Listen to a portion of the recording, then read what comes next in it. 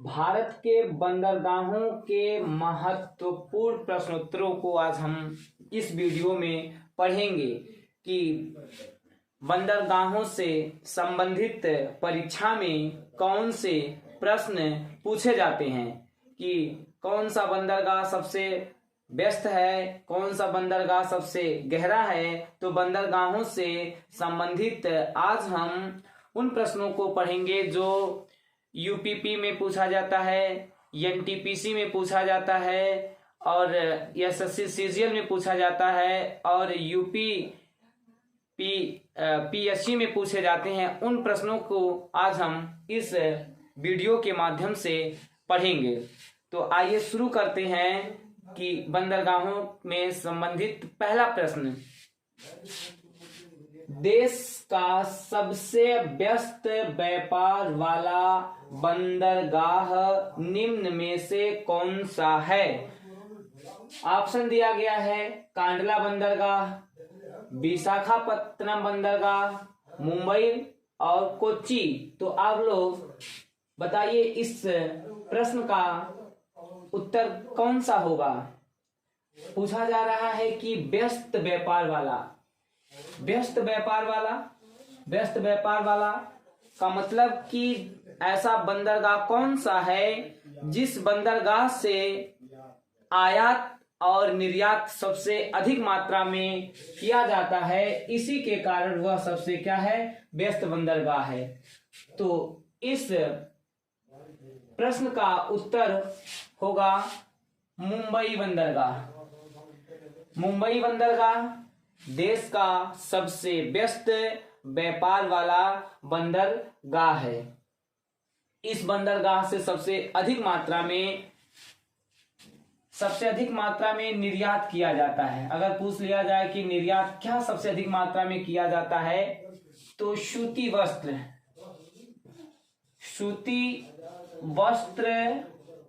और मशीनरी।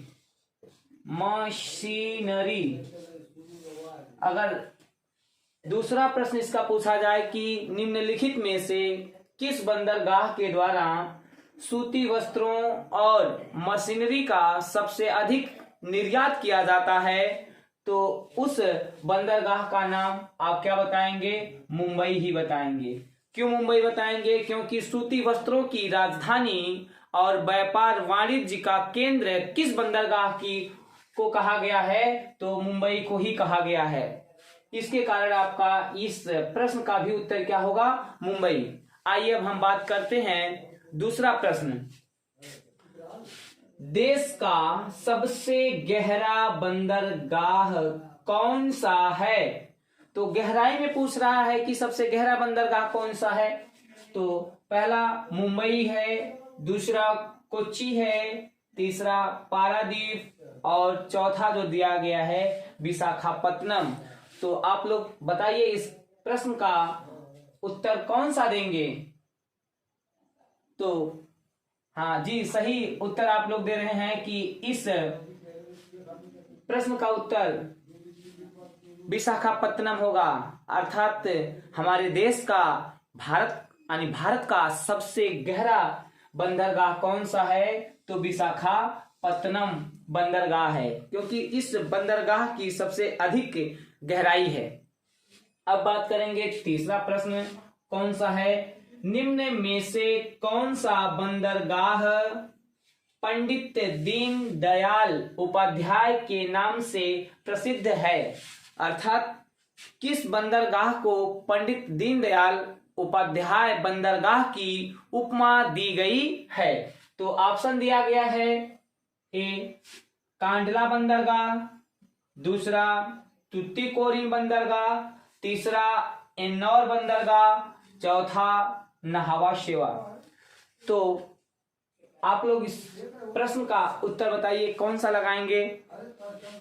हाँ, आप लोग सही उत्तर दे रहे हैं। इस प्रश्न का उत्तर होगा कांडला बंदरगाह। कांडला बंदरगाह को पंडित दीन दयाल उपाध्याय बंदरगाह की उपमा दी गई है। अगर पूछा जाए कि जो आप अन्य विकल्प देख रहे हैं, तुतीकोरिन, एन्नौर और न्हासा सेवा, तो इन बंदरगाहों का नाम भी दिया गया है। तो तुतीकोरिन बंदरगाह का नाम BO चिदम्बरम है। BO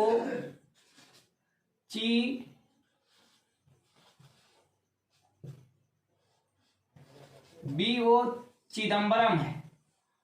अगर पूछा जाए कि एन्नौर बंदरगाह का नाम क्या रखा गया है, तो एन्नौर बंदरगाह का नाम कामराज रखा गया है। कामराज बंदरगाह, कामराज बंदरगाह एन्नौर को कहा गया जाता है। और पूछा जाए एग्जाम में आपके कि न्हासा सेवा बंदरगाह को कौन सा बंदरगाह के नाम से भी जाना जाता है, या न्हासा सेवा बंदरगाह का दूसरा नाम क्या रखा गया है, तो न्हासा सेवा बंदरगाह का दूसरा नाम है पंडित जवाहर लाल नेहरू बंदरगाह के नाम से प्रसिद्ध है। तो जिन भी बंदरगाहों का नामकरण किया गया है उनका हमने नाम यहाँ दे दिया है कि कांडला को पंडित दीनदयाल उपाध्याय बंदरगाह की उपमा दी गई है, तुतीकोरिन को BO चिदम्बरम नाम दिया गया है, एन्नौर को कामराज नाम दिया गया है, न्हासा सेवा को पंडित जवाहरलाल नेहरू बंदरगाह की उपमा दी गई है। अब बात करते हैं अगले प्रश्न की। निम्नांकित में से कौन सा बंदरगाह ज्वारी बंदरगाह या पत्तन के नाम से प्रसिद्ध है? ज्वारी बंदरगाह का मतलब कि जिस बंदरगाह के तट पर अवसाद जमा हो जाते हैं, उन अवसादों को हटने के लिए जब ज्वार भाटा का इंतजार किया जाता है कि ज्वार आए, इन अवसादों को बहाकर समुद्र में ले जाए तो रास्ता साफ हो, फिर इस साफ रास्ते पर यानी तट तक, बंदरगाह तक जलयान क्या करे, आ सके। तो भारत का ज्वारी बंदरगाह पूछा जा रहा है। ऑप्शन में दिया गया है मुंबई, न्हासा सेवा, कांडला, मारमागोवा। तो भारत का ज्वारी पत्तन के नाम से प्रसिद्ध बंदरगाह का नाम है कांडला बंदरगाह। अब आइए दूसरे प्रश्न की बात करते हैं। निम्न में से कौन सा बंदरगाह मुक्त व्यापार क्षेत्र वाला बंदरगाह है? मुक्त व्यापार क्षेत्र का मतलब कि जिस बंदरगाह से आयात और निर्यात करने के लिए चुंगी या कर नहीं लिया जाता है टैक्स के रूप में। तो ऑप्शन दिया गया है कांडला बंदरगाह है, पारादीप बंदरगाह है, मुंबई बंदरगाह है, कोच्चि बंदरगाह। तो इस प्रश्न का उत्तर आप लोग लगाएंगे कांडला। क्यों कांडला बंदरगाह? कांडला बंदरगाह को मुक्त व्यापार क्षेत्र वाला बंदरगाह इसलिए कहा जाता है कि जब भारत और पाकिस्तान देश एक थे, यानी भारत और पाकिस्तान जब अलग नहीं हुए थे, तो उस समय देश में केवल एक ही व्यापार के लिए बंदरगाह था जिसका नाम था कराची। लेकिन जब पाकिस्तान और भारत का बंटवारा हो गया तो कराची बंदरगाह पाकिस्तान के हिस्से में चला गया और भारत में कांडला बंदरगाह का विकास हुआ। तो इस बंदरगाह से व्यापार को बढ़ावा देने के लिए आयात और निर्यात नहीं। अब हम अगले प्रश्न में बात करेंगे कि देश का सबसे बड़ा प्राकृतिक बंदरगाह कौन सा है? ऑप्शन दिया है मुंबई, कोच्चि, मारमागोवा, पारादीप। तो देश का सबसे बड़ा प्राकृतिक बंदरगाह कौन सा है? तो मुंबई सबसे बड़ा प्राकृतिक बंदरगाह है। अब इस प्रश्न में बात करेंगे कि अगला हमारे परीक्षा में कौन सा सबसे इम्पोर्टेंट प्रश्न जो पूछा जाता है, जो पूछा भी गया है, उसकी बात करेंगे कि निम्न में कौन सा बंदरगाह रसायनों के निपटान अथवा मांग आपूर्ति हेतु स्थापित किया गया है। ऑप्शन दिया गया है, ए पारादीप, दूसरा दाहेज, तीसरा एन्नौर, चौथा कोच्चि। तो रसायनों के निपटान अथवा मांग आपूर्ति हेतु पूछा जा रहा है। तो आप लोग बताइए इस प्रश्न का आंसर कौन सा लगाएंगे। हाँ, दाहेज। दाहेज बंदरगाह जो गुजरात राज्य में स्थित है, इस बंदरगाह को रसायन निपटान अथवा मांग आपूर्ति के लिए स्थापित किया गया था। इसीलिए इस बंदरगाह को रसायन बंदरगाह के नाम से भी जाना जाता है, इस जिसकी हमने पिछली वीडियो में बात किया था। अब अगले प्रश्न की बात करेंगे। कोझिकोड बंदरगाह किस राज्य में स्थित है। ऑप्शन दिया गया है, महाराष्ट्र, केरल, उड़ीसा, गुजरात।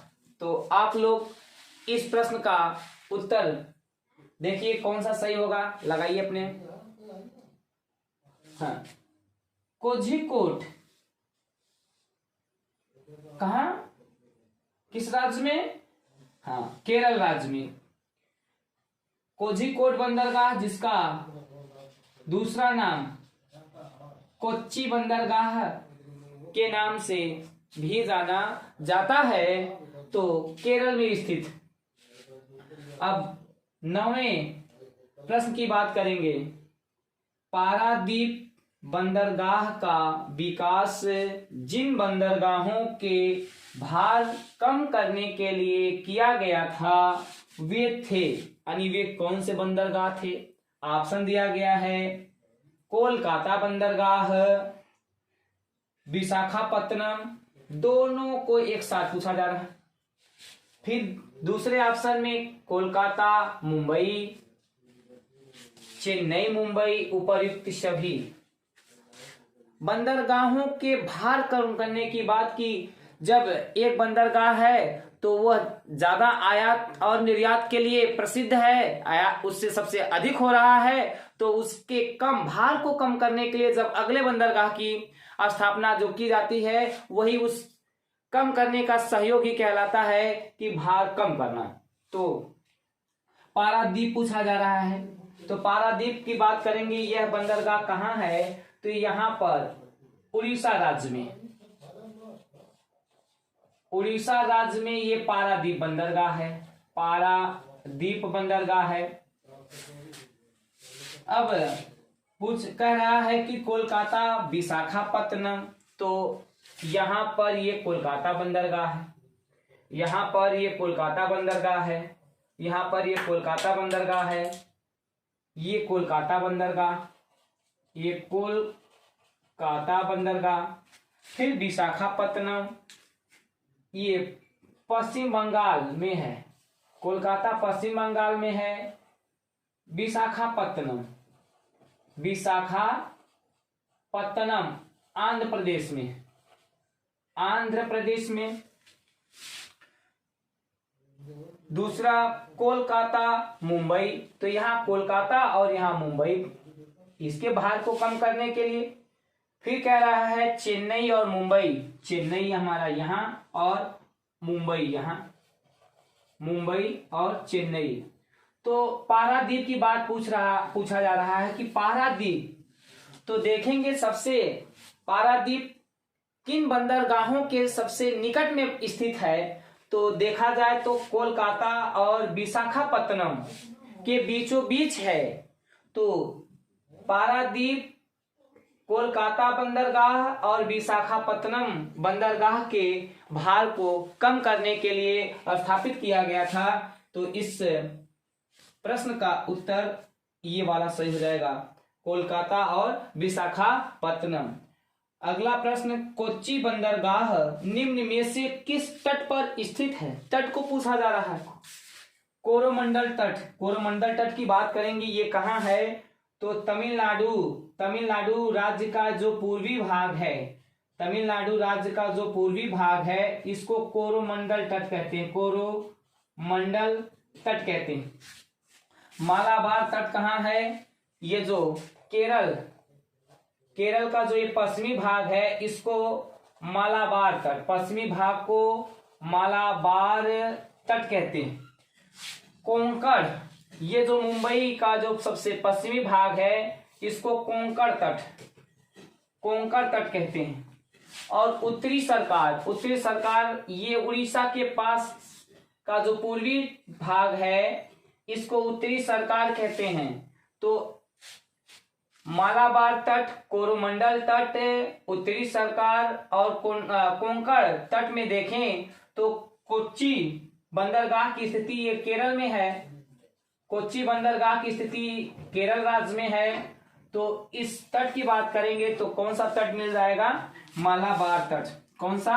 मालाबार तट पर स्थित है। कौन सा? मालाबार तट पर।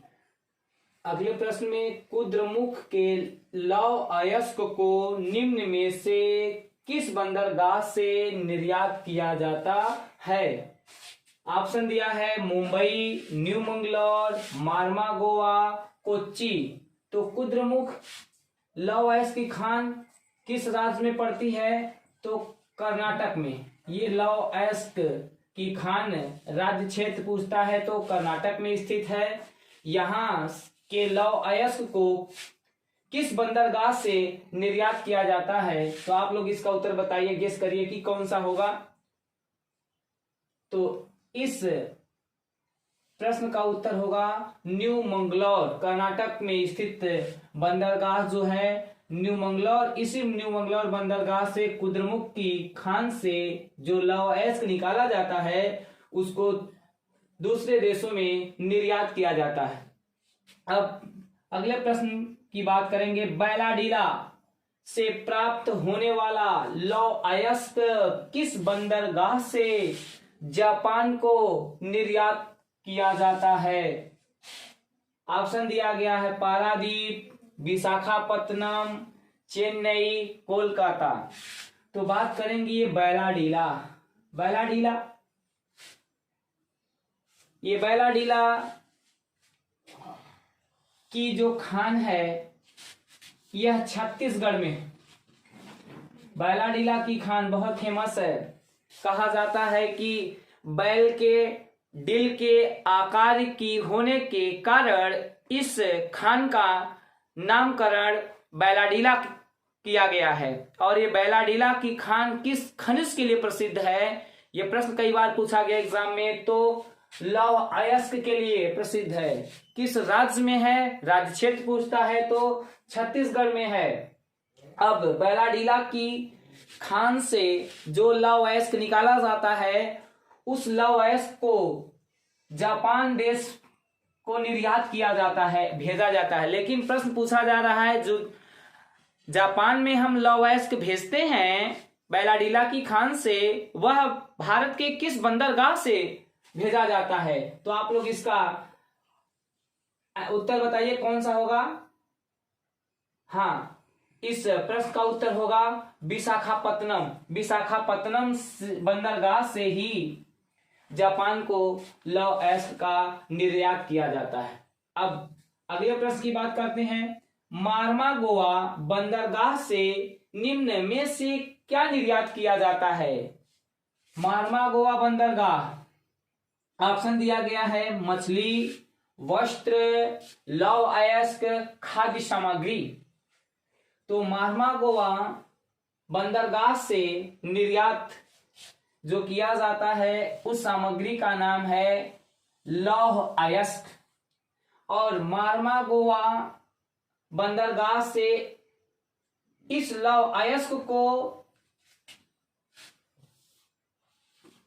ईरान देश को निर्यात किया जाता है, ईरान देश को निर्यात किया जाता है। यह भी प्रश्न पूछा जा सकता है कि मार्मागोआ बंदरगाह से लौह अयस्क का निर्यात किस देश को किया जाता है? तो हम बताएंगे ईरान देश को किया जाता है। अगला प्रश्न 14वां, निम्न में से कौन सा बंदरगाह पश्चिमी तट का नहीं है? हमने बताया था अगली वीडियो में कि पश्चिमी तट और पूर्वी तट। पश्चिमी तट का मतलब भारत के पश्चिम में स्थित जलीय भाग को हम पश्चिमी तट कहते हैं और भारत के पूर्व में स्थित जलीय भाग को हम पूर्वी तट कहते हैं। पूर्वी तट कहते हैं और पश्चिम में स्थित जलीय भाग को हम पश्चिमी तट कहते हैं। तो इसमें पूछा जा रहा है कि निम्नलिखित में से कौन सा बंदरगाह पश्चिमी तट का नहीं है? तो कांडला यहाँ पर स्थित गुजरात में पश्चिमी तट का है। मुंबई पश्चिमी तट का बंदरगाह है। कोच्चि केरल में स्थित ये भी पश्चिमी तट का बंदरगाह है। लेकिन ये पारादीप उड़ीसा राज्य में पड़ता है जो यहाँ है पूरब में। तो इस प्रश्न का उत्तर हो जाएगा पारादीप, क्योंकि ये पूर्वी तट पर स्थित। अरे भाई, नहीं का भाई नहीं होता है, नहीं पूछा है ना, नहीं का भाई हमेशा नहीं होता है, तो पारादीप लगाएंगे। अगला प्रश्न आ गया, निम्न में से कौन सा बंदरगाह पश्चिमी तट का है? अब पूछा जा रहा है कि पश्चिमी तट का बताइए। चलिए ऑप्शन देखते हैं। दिया है एन्नौर, तुतीकोरिन, न्यू मंगलौर, चेन्नई। तो एन्नौर बंदरगाह की बात करेंगे। ये कहाँ है? एन्नौर बंदरगाह तमिलनाडु में, यानी पूर्वी तट का बंदरगाह है। तुतीकोरिन ये भी तमिलनाडु में पूर्वी तट का बंदरगाह है।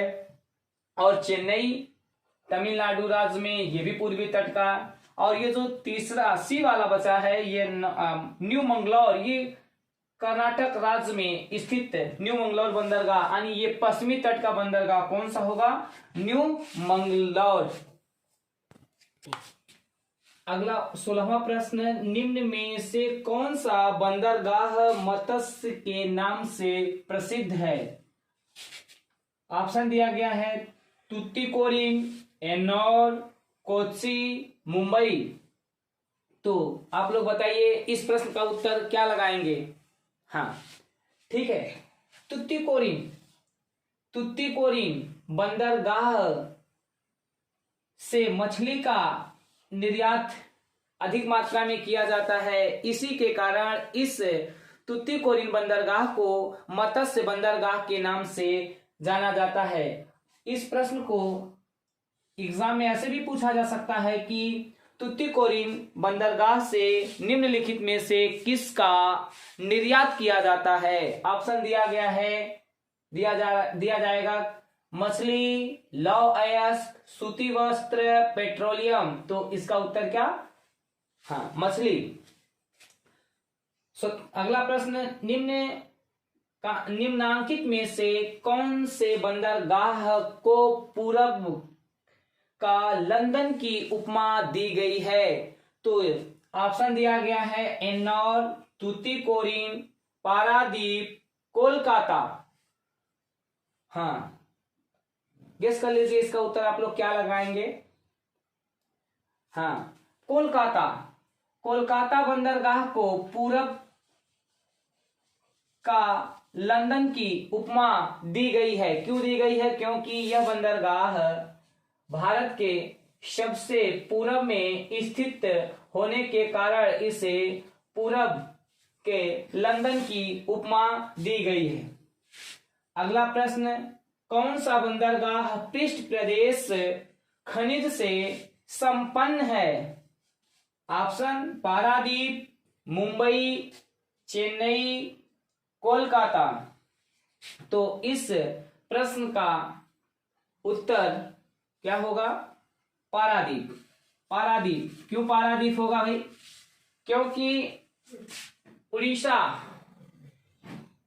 बंदरगाह, उड़ीसा राज्य में जो ये पारादीप बंदरगाह है, यह खनिज पेटी के क्षेत्र में स्थित है। भारत में सबसे अधिक खनिजों की पेटी इन्हीं राज्यों छत्तीसगढ़, झारखंड, उड़ीसा राज्यों के मध्य पाए जाती हैं सर्वाधिक मात्रा में। इसी कारण इसे पृष्ठ प्रदेश खनिज से संपन्न बंदरगाह के नाम से भी जाना जाता है। अगला प्रश्न, निम्न में से कौन सा कथन असत्य पूछा जा रहा है? असत्य आजकल इस प्रकार के प्रश्न सभी प्रतियोगी परीक्षाओं में सबसे अधिक मात्रा में पूछे जा रहे हैं।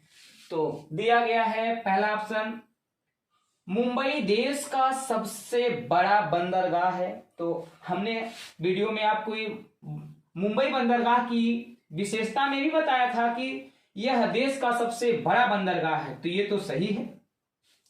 दूसरा विकल्प पढ़ते हैं, कांडला एक ज्वारी पत्तन है। ये भी बात तो सही लगती है कि कांडला बंदरगाह ज्वारी पत्तन है। दूसरा दिया गया है, मार्मा गोवा देश का सबसे बड़ा बंदरगाह है। फिर अगला दिया गया, चेन्नई देश का सबसे प्राचीन बंदरगाह है। तो इसमें कौन सा उत्तर लगाएंगे आप लोग? हाँ, इस प्रश्न का उत्तर होगा मार्मा गोवा, क्योंकि मार्मा गोवा देश का सबसे बड़ा बंदरगाह नहीं है। सबसे बड़ा बंदरगाह मुंबई है, तो ये सबसे बड़ा बंदरगाह कैसे होगा? यह बात तो गलत है। यह इस असत्य का भाई हमेशा क्या होता है? असत्य होता है। इसलिए इस प्रश्न का आंसर क्या होगा? 20वें प्रश्न में, निम्न में कौन सा मानव निर्मित या कृत्रिम बंदरगाह नहीं है? तो ऑप्शन दिया है, नाहवा शेवा, न्यू मंगलोर, पारादीप, विशाखापत्तनम। तो इस प्रश्न का उत्तर बताइए, आप लोग कौन सा लगाएंगे? इसमें पूछा जा रहा है कि मानव निर्मित बंदरगाह नहीं है, इसका मतलब जो प्रकृति के द्वारा बनाया गया बंदरगाह है। तो इस प्रश्न का उत्तर क्या होगा? विशाखापत्तनम। विशाखापत्तनम प्राकृतिक निर्मित बंदरगाह है, और ये जो नाहवा शेवा, न्यू मंगलोर, पारादीप, ये सभी बंदरगाह मानव निर्मित या कृत्रिम बंदरगाह हैं। 21वें प्रश्न में पूछा जा रहा है कि मानचित्र में यक्ष द्वारा, देखिए मानचित्र में यक्ष द्वारा यहां प्रदर्शित बंदरगाह निम्न में से कौन सा है? ऑप्शन दिया गया है, पारादीप, कोसीन, तुतीकोरिन, कांडला। अब यहां कांडला को ए द्वारा प्रदर्शित किया गया है मानचित्र में, मुंबई को जेड द्वारा प्रदर्शित किया गया है, पारादीप को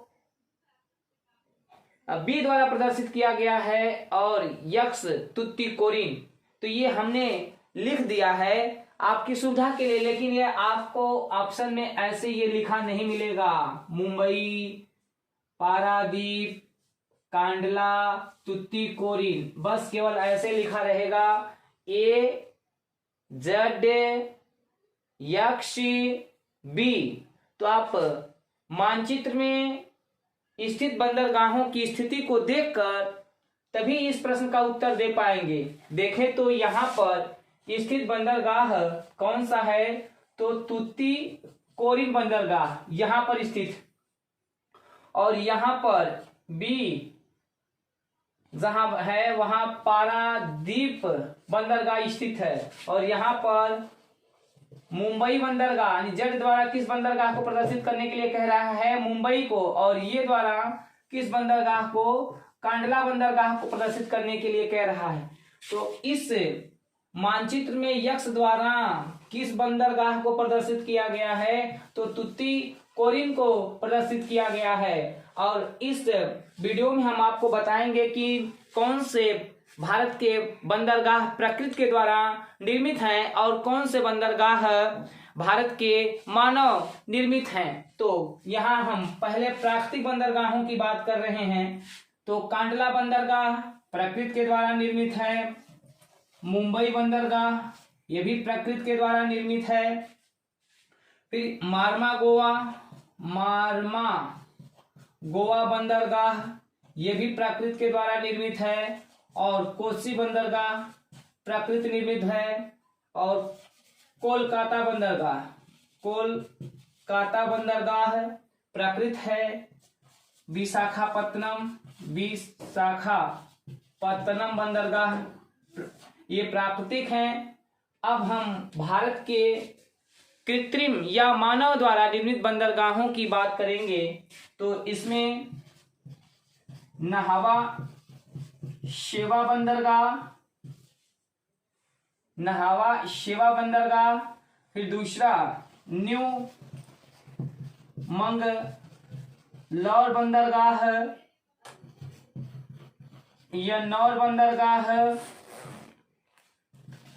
तुतीकोरिन बंदरगाह, पारादीप बंदरगाह और फिर अगला चेन्नई बंदरगाह। ये भारत के कृत्रिम या मानव निर्मित बंदरगाह हैं और ये प्राकृतिक निर्मित बंदरगाह हैं। बस आज के लिए इस वीडियो में बस इतना ही। अगले वीडियो के साथ हम कल या जल्द ही मिलेंगे।